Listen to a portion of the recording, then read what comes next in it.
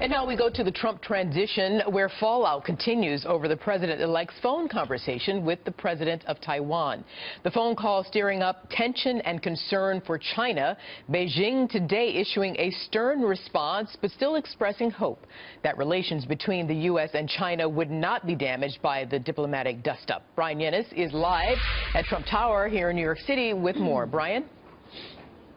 Good evening, Arthel. Well, look, President-elect Donald Trump is defending this phone call as congratulatory, while also suggesting and downplaying the notion that this is somehow controversial by suggesting that it was the polite thing to do, noting that we sell some $45 billion worth of arms with Taiwan since 1990. In a tweet last night, Trump tweeting, "The president of Taiwan called me today to wish me congratulations on winning the presidency. Thank you. Interesting how the U.S. sells Taiwan billions of dollars of military equipment, but I should not accept a congratulatory call." Now, the Trump transition team says Taiwanese leader Tsai Ing-wen called to offer her congratulations. The call was planned. They spoke about the close economic, political, and security ties that exist between Taiwan and the United States.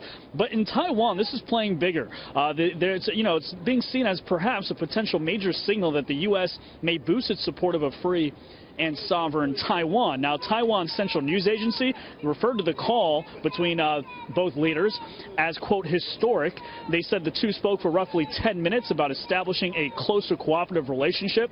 Now, this is a huge sticking point with China, which is hypersensitive to this issue regarding Taiwan. China does not recognize Taiwan as a sovereign nation. They believe it is still their territory. China filed a formal complaint with the U.S. Saturday, saying in part, quote, "We urge the relevant parties in the U.S. to abide by the commitment to the One China policy and to handle Taiwan-related issues with caution and care to avoid unnecessarily interfering with the overall situation of China-U.S. relations." The Democratic National Committee also weighing in, criticizing Donald Trump. Donald Trump is either too incompetent to understand that his foolish phone call threatens our national security, they said in a statement, or he's doing it deliberately because he reportedly wants to build hotels in Taiwan to pad his own pockets. This is a notion that is categorically denied, Arthel, by the Trump transition team. So we hear how the Democrats, or at least some of them, are responding. Let's go to the other side. I mean, we know that Senator Tom Cotton, Republican senator from Arkansas, is praising Donald Trump for taking the call. How else is this playing out inside the GOP?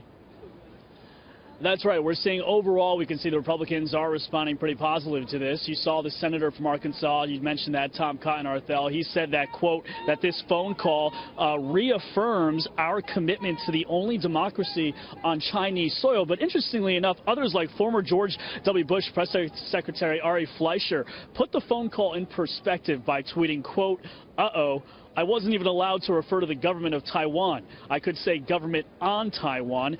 China will go nuts." Ari went on to say that he doesn't mind this more aggressive stance as long as President-elect Donald Trump realizes what he was getting himself into and that this was all part of a more aggressive strategy when he did this. Arthel? Okay, Bryan Llenas outside there, Fifth Avenue, Trump Tower. Thanks, Bryan.